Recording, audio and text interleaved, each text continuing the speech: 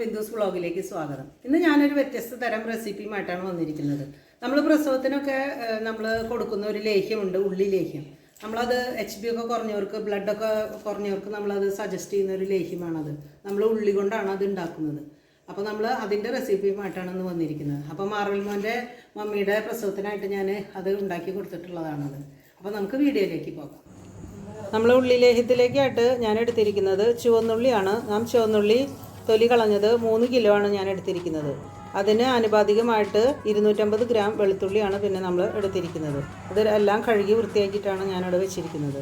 പിന്നെ അതിലേക്കായിട്ട് ഞാൻ എടുത്തിരിക്കുന്നത് ഇത് തെങ്ങിൻ ചക്കരയാണ്. അത് 1 കിലോ ആണ് അതിൻ്റെ അളവ്. പിന്നെ അതിലേക്ക് നമ്മൾ എടുത്തിരിക്കുന്നത് ചുക്കുപൊടി കുറച്ച് ഇടുന്നുണ്ട്. പിന്നെ ജീരകത്തിൻ്റെ പൊടി, ഇത് രണ്ടും കൂടിയാണ് ഇതിലേക്ക് ഞാൻ ഇടുന്നത്.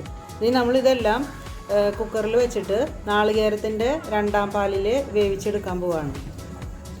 അപ്പോൾ ഞാൻ എടുത്തു വെച്ച ഉള്ളി ഞാൻ നാളികേരത്തിൻ്റെ 2ാം പാലിൽ കുക്കറിൽ എല്ലാം വൃത്തിയാക്കിയിട്ട് കുക്കറിൽ ഇട്ടിട്ടുണ്ട്. ഇനി നമ്മളത് വേവിച്ചെടുക്കാൻ പോവുകയാണ്. നമ്മളിത് കുക്കറിലേക്ക് വെച്ചിട്ടുണ്ട്. ഇനി നമ്മളൊരു 3 വിസിലടിച്ച് കഴിഞ്ഞാൽ ഇത് ഏകദേശം നന്നായിട്ട് വെന്ത് നല്ല പാകമാവും. അപ്പോൾ നമ്മളത് ഇത് ചൂടായി നമ്മൾ കുക്കർ അടച്ചു കൊടുക്കുകയാണ്.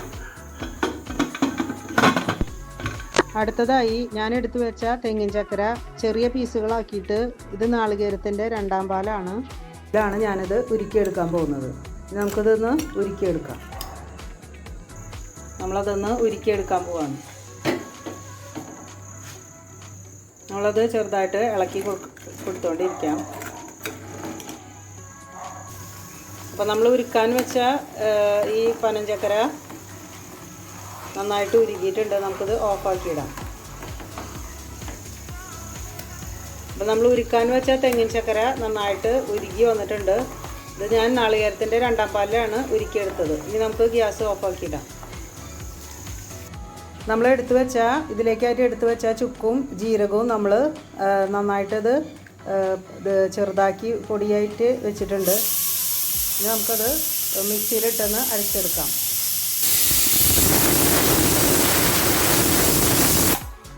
നമ്മൾ ഉള്ളിയുടെ ഒരു വിസിലാണ് വന്നത്. നമുക്ക് 2 വിസിലും കൂടി വന്നാൽ ഇത് ഓഫ് ചെയ്തിടാം. അപ്പോൾ നമ്മുടെ ഉള്ളി ലേഹ്യത്തിലേക്കായിട്ടുള്ള നമ്മളെ ചുക്കിൻ്റെയും ജീരകത്തിൻ്റെയും ഇത് ഞാൻ മിക്സിയിലടിച്ച് നന്നായിട്ട് പൊടിച്ച് വെച്ചിട്ടുണ്ട്.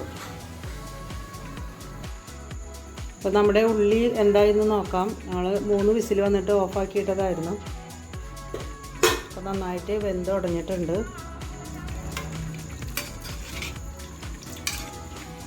ഇനി നമുക്ക് ഉരുളിയിലേക്ക് മാറ്റാം.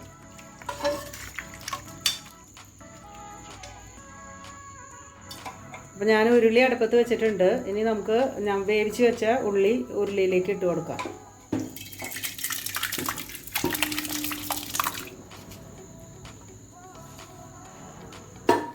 ഇനി നമുക്ക് ഇതിൻ്റെ വെള്ളം ഒന്ന് വലിഞ്ഞതിന് ശേഷമാണ് നമ്മൾ ശർക്കരപ്പാനി ഒഴിച്ച് കൊടുക്കുന്നത്. നമുക്കിത് കൈ എടുക്കാതെ ഇളക്കിക്കൊണ്ടിരിക്കാം.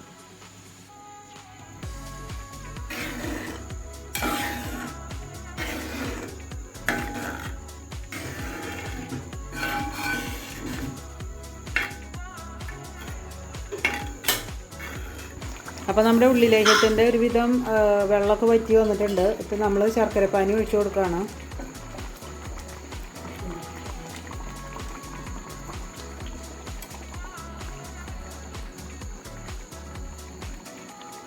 നമുക്ക് നന്നായിട്ട് ഇളക്കി കൊടുക്കാം.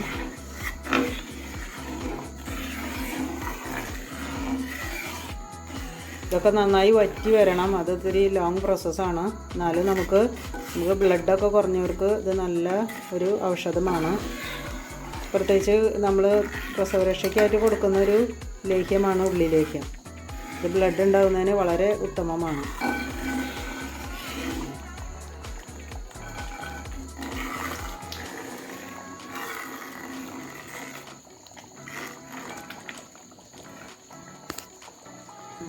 നമ്മൾ നാളികേരത്തിൻ്റെ ഫസ്റ്റ് പാലാണ്, നമ്മൾ തെമ്പാലാണ് ഇതിലൊഴിക്കുക. നമുക്കതിലൊഴിച്ച് കൊടുക്കാം.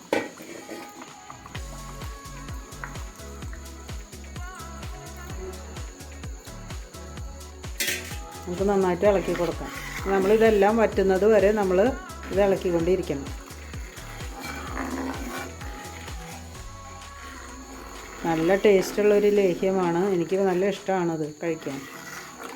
നമുക്ക് ബ്ലഡൊക്കെ ഉണ്ടാകുന്നതിനൊക്കെ നല്ലതാണ്.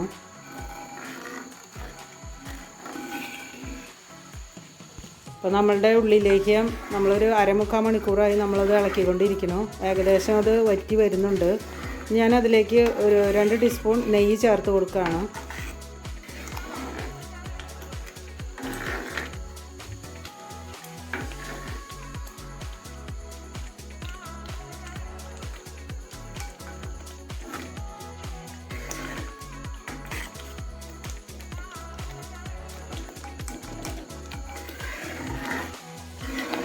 നമുക്ക് നന്നായിട്ട് ഇളക്കി കൊടുക്കാം. നമ്മളിത് ഉരുളിയിൽ നിന്നൊക്കെ വിട്ട് കിട്ടുന്നതിന് അല്പം നെയ്യ് ആവശ്യമാണ്. അധികം നെയ്യ് ഇട്ട് കൊടുക്കുന്നില്ല.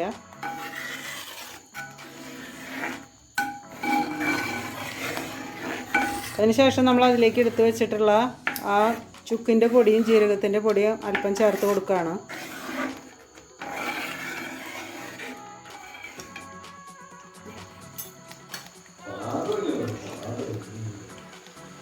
അപ്പോൾ നമ്മളിത് ഇട്ട് കൊടുക്കുകയാണ്. ഞാൻ 2 ടീസ്പൂൺ ചുക്ക് പൊടിയും ജീരകം പൊടിയും മിക്സ് ചെയ്തതാണ് ഇട്ട് കൊടുക്കുന്നത്.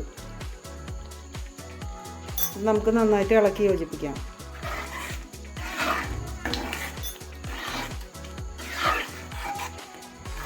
നമ്മൾ ചുക്കുപൊടിയും ജീരകപ്പൊടിയും ചേർത്തുമ്പോൾ നമുക്കത് ഒരു ഗ്യാസിൻ്റെ പ്രോബ്ലം ഒന്നും വയറ്റിലുണ്ടാവില്ല. അതിന് വേണ്ടിയിട്ടാണ് ഇതെല്ലാം ചേർത്ത് കൊടുക്കുന്നത്.